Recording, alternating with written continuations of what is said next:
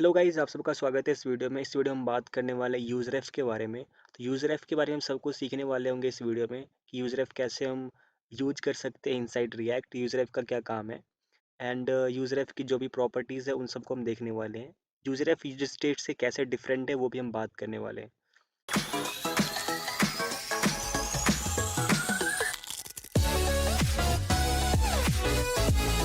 सबसे पहले बात करें यूजरेफ जो है उसके अंदर से एक ऑब्जेक्ट रिटर्न होता है जिसकी जो डॉट करंट वाली प्रॉपर्टी है उससे आप उसकी करंट वैल्यू को एक्सेस कर सकते हैं एंड यूजरेफ म्यूटेबल है।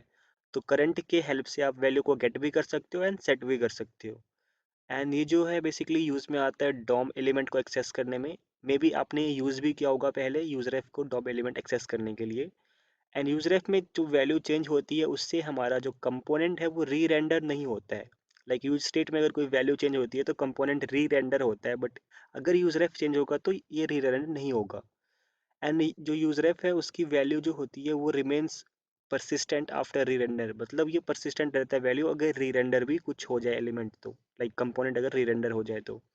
सबसे बेसिक एग्जांपल पहले हम देखने वाले हैं अबाउट डॉम एलिमेंट एक्सेस कैसे होता है एंड यूजरेफ जो म्यूटेबल है वो भी चीज़ हम इसी में समझने वाले हैं। तो हमने यहाँ पे इंपोर्ट कर रखा है यूजरेफ को फ्रॉम रिएक्ट एंड बॉटम में आपने देखा होगा कि मैंने इनपुट क्रिएट कर रखा है एंड एक बटन भी, जो कि आप यहाँ पे आउटपुट में राइट साइड देख रहे होंगे। नाउ अभी सिंपली मैं जाता हूँ यहाँ पे और मैं क्रिएट कर रहा हूँ एक कॉन्स्ट वाला वेरिएबल जो इसकी टाइप है एंड मैं नाम देता हूँ इनपुट रेफ। रेफ का मतलब होता है रेफरेंस और यूज रेफ का मतलब ही होता है use reference. So R E F is short hand of reference. Okay, so input ref को हम इनिशियलाइज करने वाले हैं यूज रेफ की हेल्प से, सेम एज स्टेट जैसे हम करते हैं। एंड इसके अंदर आप वैल्यू पास कर सकते हो कोई भी ऑब्जेक्ट। अगर आप कुछ नहीं पास करोगे तो वो अनडिफाइंड होगा, जो कि यहाँ पे वैल्यू इसके अंदर चली गई होगी इनपुट रेफ के अंदर।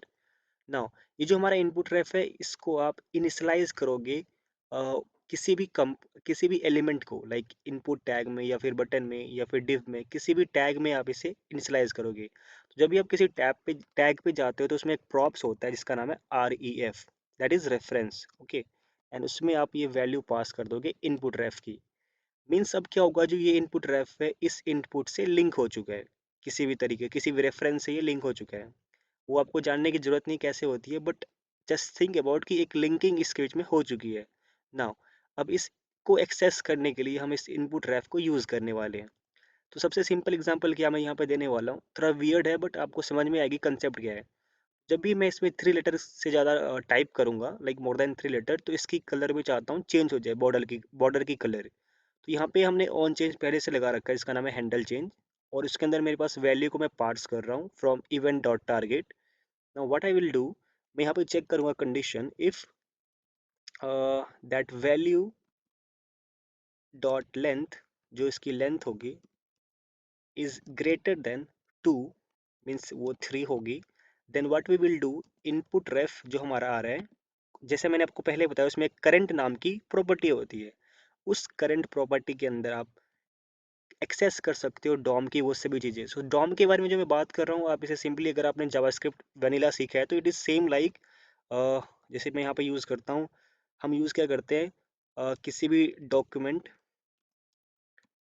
Dot query selector, and selector में हम क्या करते हैं, पास करते हैं समथिंग लाइक कोई भी टैग वगैरह या फिर कोई सी एस एस प्रॉपर्टी। तो यहाँ पे सिंपली आप इनपुट को ऐसे भी सिलेक्ट कर सकते हो, या फिर इनपुट में कोई अगर आईडी है तो विद दैट आईडी आप उसे सेलेक्ट कर सकते हो। देन उसके अंदर आपके पास एक्सेस होता है उस एलिमेंट का, and dot style dot border, and आप पास कर सकते हो वैल्यू। तो वो सेम चीज़ यहाँ पे आपको रिएक्ट बाय डिफ़ॉल्ट देता है with the help of input ref. तो आपको यहाँ पे कोई भी आईडी नहीं ऐड करनी इनपुट के अंदर इसको सेलेक्ट करने के लिए। सेम चीज़ हम यहाँ पे देखने वाले हैं। सो करंट के अंदर से हम क्या करेंगे, स्टाइल को हम लेंगे एंड स्टाइल डॉट बॉर्डर में अपन पास करने वाले हैं, यहाँ पे सिंपली इधर बॉर्डर कलर होगा maybe. So border colour में हम यहाँ पे पास करेंगे red. I don't remember the exact syntax but let's try, I think it will work. मैं यहाँ पे वैल्यू टाइप करने वाला हूँ A B C D. So it's not working, something I think I have braked. So border color I am passing red and you can see here it's working. I don't know how it started working but पहले काम नहीं कर रहा था. Let me refresh and retry. it should work on after entering three two character, actually third character पे work करना चाहिए. So A B C. Okay, जब मैं इसे आउटसाइड क्लिक करता हूँ तब जाके यहाँ पे रेड कलर दिखाता है. सो दैट मीन्स कि हमारा इनपुट रेफ वर्क कर रहा है. आप देख सकते हो कि कैसे ये काम करता है.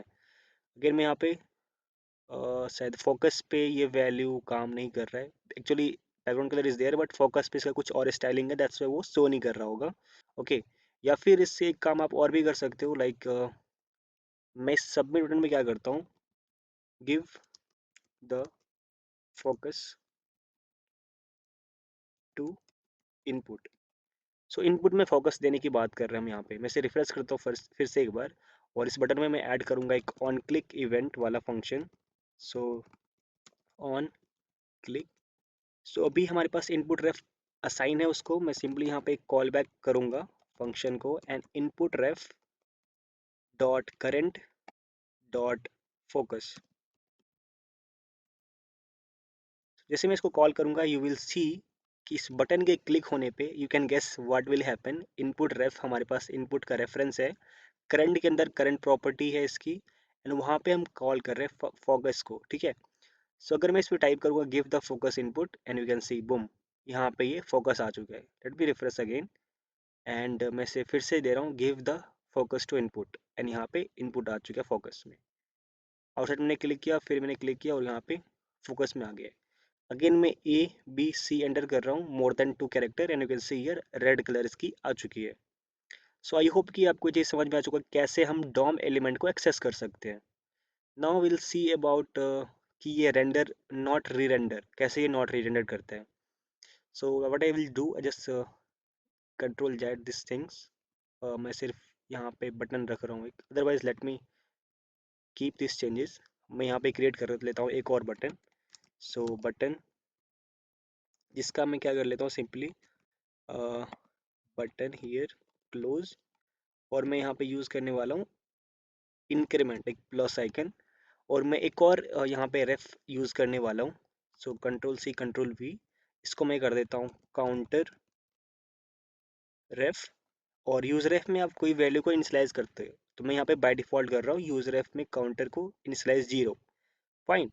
Now what I will do here, यहाँ पे मैं कहीं पे after input you can say, और after this button I will add one P tag, and उस पी टैग में मैं सिंपली यहाँ पे वो इनपुट रेफ जो हमारे पास, सॉरी काउंटर रेफ है, उसको हम यूज़ करने वाले हैं. काउंटर रेफ डॉट करेंट. सो अब क्या होगा, हमारे पास सिंपली काउंटर रेफ करंट के अंदर कौन सी वैल्यू है, 0 वाली बाय डिफॉल्ट जो हमने यहाँ पे इनिशियलाइज किया है. अब यहाँ पे अगर मैं प्लस पे क्लिक करूँगा तो मैं चाहता हूँ कि उसकी वैल्यू को चेंज करे. तो अब जो ये चीज़ हमारी यूज रेफ है वो कैसे म्यूटेबल है, तो यहाँ से डायरेक्टली आप इसकी वैल्यू को चेंज कर सकते हो. बट एक प्रॉब्लम आएगी म्यूटेबल के होने के साथ, मैं वो भी दिखाऊंगा अभी आपको. डायरेक्टली आप क्या कर सकते हो, काउंटर रेफ पे क्लिक करो dot current, and direct value यहाँ पे आप प्लस प्लस वगैरह कर सकते हो. राइट. सो इससे वैल्यू क्या होगी, इसकी 1 इंक्रीमेंट हो जाएगी. So I am just clicking on this button plus plus plus. See you will be saying here कि यहाँ पे 0 का 0 ही है, ये चेंज नहीं हो रहा है. बट एक चीज़ मैं इसे करता हूँ, let me add one more thing. जब इस पर हम क्लिक करेंगे तो पहले हम यहाँ पे लॉग कर लेते हैं इसकी वैल्यू को, जो इसकी प्रीवियस वैल्यू क्या है. So will just use that console dot log, and यहाँ पे देता हूँ मैं प्रिव, और इस प्रिव के साथ मैं यहाँ पे दे रहा हूँ counter ref dot current, and इसके साथ में मैं एक और फंक्शन कॉल करूँगा जो हमारी बाय डिफॉल्ट वो फंक्शन की इंक्रीमेंट करने वाली वैल्यू थी. सो आई होप कि आपको समझ में आ रहा है कि ऑन क्लिक हम क्या कर रहे हैं, कंसोल लॉग प्रिव कर रहे हैं. इसे इंक्रीमेंट करने से पहले वैल्यू क्या है. Let me refresh this page so that कि यहाँ पे कंसोल क्लियर हो जाए. बाय डिफॉल्ट 0 आ रही है, मैं प्लस पे क्लिक कर रहा हूँ, and you can see prev is 0. मैं फिर से क्लिक कर रहा हूँ, प्रिव इज 1. फिर से क्लिक कर रहा हूँ, प्रिव इज 2 एंड 3. अब मैं एक चीज़ और कर सकता हूँ, इसको console log after that also कर सकता हूँ कि प्रिव ये था एंड नेक्स्ट क्या होगा. ठीक है. मैं क्लियर कर लेता हूँ इसे फिर से यहाँ से, and let me refresh the page again. So by default 0 आ रही है, मैं प्लस पे करूँगा तो previous 0 next is 1, previous 1 next is 2, so you can see here कि ये इंक्रीमेंट वैल्यू हो रहा है, बट स्टिल जो हमारी यहाँ पे शो हो रही है वो जीरो हो रही है, बिकॉज हमारा कंपोनेंट री रेंडर नहीं कर रहा है। उसको चेक करने के लिए आप सिंपली यहाँ पे कंसोल लॉग कर सकते हो। सो कंसोल डॉट लॉग जो मैं कंपोनेंट के अंदर कर रहा हूँ, रेंडर्ड। सो यहाँ पे जैसे मैं इसे क्लियर करता हूँ and let me refresh again, तो अभी बाय डिफ़ॉल्ट एक बार ये रेंडर होगा। हम प्लस कर रहे हैं, प्रीव नेक्स्ट वाला कॉल हो रहा है, फिर से प्रीव नेक्स्ट वाला कॉल हुआ, फिर से प्रीव नेक्स्ट वाला, मतलब ये वैल्यू को इंक्रीमेंट कर पा रहा है, बट रेंडर सिर्फ एक बार ही कॉल हुआ है। दैट मीन्स कि ये कंपोनेंट सिर्फ एक बार रेंडर्ड हुआ है। तो यू कैन सी हमने ये चीज़ कवर कर लिया कि यूजरएफ म्यूटेबल है क्योंकि इसकी वैल्यू चेंज हो रही है, एंड डॉम एलिमेंट को हम एक्सेस कर पा रहे हैं। नॉट री रेंडर, ये री रेंडर नहीं हो रहा है।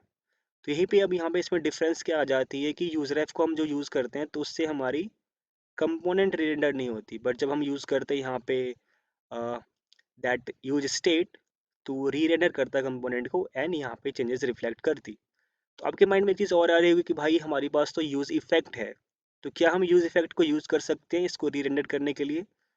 सो लेट्स सी, एक बार मैं भी वो भी ट्राई करके देखता हूँ, दिखाता हूँ आपको। इट विल नॉट वर्क, मैं पहले बता देता हूँ। जो बिगिनर्स स्टार्टिंग में ये सब गलतियाँ करते हैं, so let me explain that scenario also. So you may be adding here dependency. आप यहाँ पे चाहोगे कि मैं काउंटर रेफ को ऐड कर दूँ एज डिपेंडेंसी, कि जब भी इसकी वैल्यू चेंज हो you can call the use effect. मैं यहाँ पे सिंपली कंसोल लॉग करता हूँ एंड री रेंडर ऐड कर देता हूँ। Okay, so let me refresh the page. तो यहाँ पे पहली बार रेंडर हुआ एंड री रेंडर हुआ बिकॉज यूज इफेक्ट एक बार चलता ही चलता है। मैं प्लस पे क्लिक करता हूँ and you can see here prev and next हुआ है, but the value is not changing and use effect भी कॉल नहीं हो रहा है, क्योंकि ये जो इनपुट रेफ है वो सिर्फ एक बार मेमोरी में रेफरेंस इसको मिल चुका है, लाइक मेमोरी में इनिशियलाइज हो चुका है, सॉरी काउंटर रेफ। देन उसकी वैल्यू अगर चेंज भी हो रही है तो वो सेम एड्रेस पे चेंज हो रही है, मतलब ये वैल्यू डायरेक्टली चेंज नहीं हो रही है, जिसकी वजह से इस कंपोनेंट को वो री रेंडर कर पाए। ओके, तो एक चीज़ आप और भी कर सकते हो यहाँ पे डॉट करंट ऐड करके। So let me add this current and clear this one, और मैं इसे प्लस करता हूँ, प्लस करता हूँ, प्लस करता हूँ, and you will see nothing is happening. इस करंट की वैल्यू चेंज हो रही है but still this use effect is not calling it again and again. तो यहाँ पे आपकी वो प्रॉब्लम भी आप समझ चुके हो कि ये यूजर इफेक्ट के अंदर भी काम नहीं करता है। इसलिए अगर आप जहाँ जहाँ भी आपकी नीड होती है इसको कंपोनेंट को रीरेंडर करने के लिए, वहाँ पे आप यूज स्टेट को यूज़ करें, ना कि यूजर एफ को। ओके, इसका अगर आप चाहो कॉपी बनाने के लिए मैं सिंपली इसका कॉपी बना सकता हूँ एक। सो काउंटर स्टेट कर देता हूँ मैं इसको simply, instead of counter ref I just say it counter. And जैसे हम यूज स्टेट को कैसे क्रिएट करते हैं, सो काउंटर एंड सेट काउंटर। तो जो अब यहाँ पे यूज स्टेट होता है उसको आप डायरेक्टली अपडेट नहीं करते हो, ये भी इम्यूटेबल है बट इसे आप डायरेक्टली अपडेट नहीं कर सकते। With the help of one function you can update that value. So यहाँ पे काउंटर एंड यूज जो भी मैंने कर लिया है, एंड सिंपली इसमें मैं एक चीज़ और ऐड कर दे रहा हूँ, दिस काउंटर थिंग, एंड यहाँ पे मैं इसे अपडेट कर रहा हूँ। नाउ सेम यहाँ पे मैं सेट काउंटर को यूज़ करूँगा टू अपडेट द वैल्यू।